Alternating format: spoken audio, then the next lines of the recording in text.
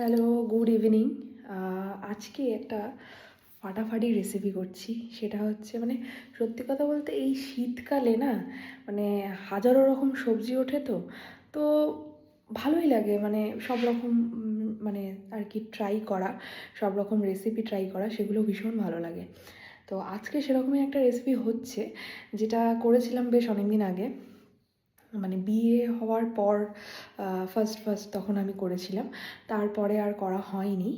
তো আজকে সেরকমই একটা রেসিপি হচ্ছে, কী বলো তো? পালক পনির।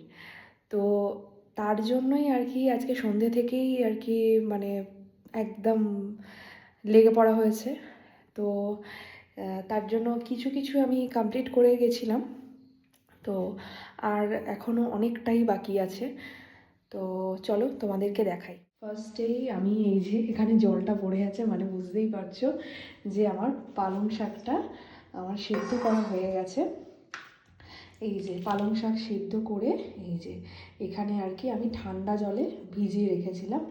তো এখানে আমি পালং শাকটা করার জন্য আমি কি কি দিয়েছিলাম এই যে এই জলের মধ্যে দিয়েছিলাম। তো কি কি দিয়েছিলাম সেটা তোমাদেরকে বলে দিই। এতে দিয়েছিলাম এই যে দেখতে পাচ্ছ এই যে ছোটো ছোটো কাজু, এইগুলো 10-12টা মতন দিয়েছিলাম, যাতে এতে পালং শাকের যে কালারটা সেটা একদম নর্মাল থাকে, কোনো চেঞ্জ হবে না। আর তার সাথে দিয়েছিলাম অল্প একটু বেকিং সোডা, আর দিয়েছিলাম নুন। তো এই কটাই দেওয়া হয়েছিল, নুন, বেকিং সোডা আর অল্প একটু কাজু দিয়ে আর কি পালং শাকটা সেদ্ধ করেছিলাম। তো এবার পালং শাক সেদ্ধ হওয়ার পরে ওই ইয়েটা আমি দেখানো হয়নি, তো সেই জন্য আমি বলে দিচ্ছি। পালং শাকটা সেদ্ধ হওয়ার পরে আমি ঠান্ডা জলে একদম ফ্রিজের যে ঠান্ডা জলটা সেইটা আমি দিয়েছিলাম। হ্যাঁ, যদি আইস ওয়াটার দেওয়া হয় তো খুব ভালো, বরফ সমেত যে জলগুলো সেগুলো দিলে খুব ভালো। তো যাই হোক, ঠান্ডা জলে আমি দিয়েছি। আমার কাছে এখন এই মুহূর্তে জানোই শীতকাল, যেহেতু বরফ টরফ জমানো কোনো মানেই হয় না। তো সেই জন্য আমার ঠান্ডা জলে আমি ভিজিয়ে রেখেছিলাম। তো এরপরে এটাকে পেস্ট করে নেবো এবং কাজু সমেতই পেস্ট করে নেবো। তো চলো করে নিয়ে তারপর দেখা করছি। তো আমার এখানে রেডি এই যে পেস্টটা। তো আমার এখানে পেস্টটা রেডি একদম। এই যে এবার ঢেলে নেবো। এই যে পেস্টের কালারটা দেখতে পাচ্ছ কত সুন্দর হয়েছে, একদম ন্যাচারাল কালার, হেভি লাগছে দেখতে। আর এর মধ্যে আমি বাটার সময় কয়েকটা কুচনো কাঁচা লঙ্কা দিয়েছি। তো তোমরা তোমাদের মতন স্বাদ মতন দিতে পারো। তো জাস্ট অসাম লাগছে দেখতে, দেখো পুরো অগোছালো হয়ে আছে চারিদিকে, পুরো অগোছালো। এখন এই জলটাও পর্যন্ত ফেলা হয়নি, কি অবস্থা। তো চলো এইগুলো কমপ্লিট করে নিয়ে গুছিয়ে নিয়ে তারপর আবার রান্নায় আসছি। তো এই যে পনিরগুলো এরকমভাবে কাটা হয়ে গেছে আর এইদিকে ভাজা হচ্ছে। আর এখানে জল রেখে দিয়েছি, পনিরগুলো ভেজে এই জলের মধ্যে রাখলে একটু সফট হবে, সেই কারণে। চলো কমপ্লিট করে নিয়ে আবার দেখা হচ্ছে। তো এদিকে তো পনির ভাজা কমপ্লিট, আর এই যে তেল আছে এর মধ্যেই আমি একটু দিয়ে দেবো ঘি।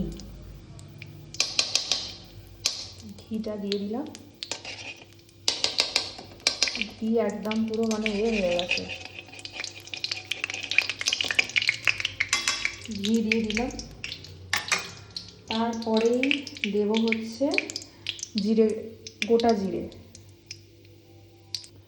আচ্ছা, তার আগে এই যে হিং একটু আছে, এটা হচ্ছে সানরাইজের হিং, তো এটা অল্প দিয়ে দেবো। এরপরে দেব হচ্ছে এই যে গোটা জিরে।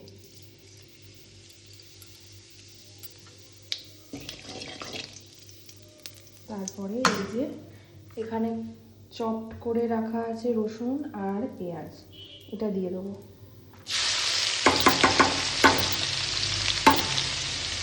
এরপরে এই যে আদা বাটা, এটা দিয়ে দিলাম।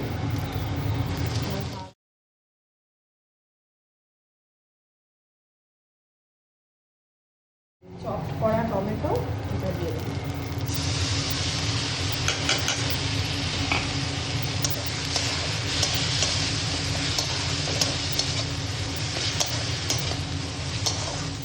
এরপরে এই যে মশলার খাজানা থেকে দিয়ে দেবো একটু জিরে ধনে গুঁড়ো।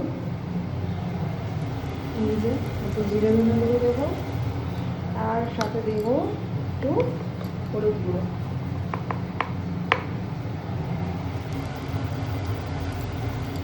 আর আমি অলরেডি কাঁচা লঙ্কা দিয়েছি, তাই জন্য লঙ্কা গুঁড়ো স্কিপ।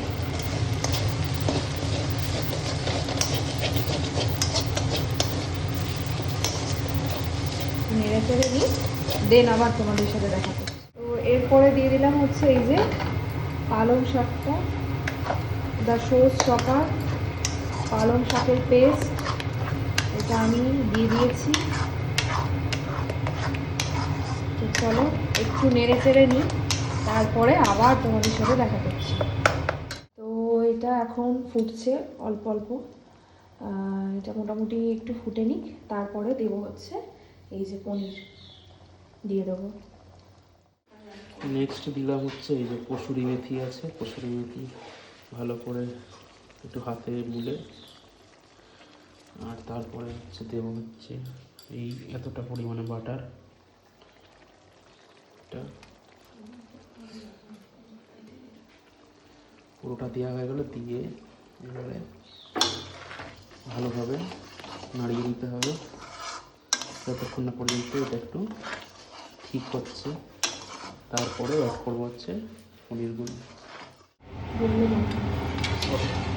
এরপরে এই যে ভেজে রাখা পনিরগুলো দিয়ে দিলাম, তার সাথে এই পনিরের যে জলটা, যেটা পনির ভেজানো ছিল, সেটা অল্প একটু দিয়ে দিলাম,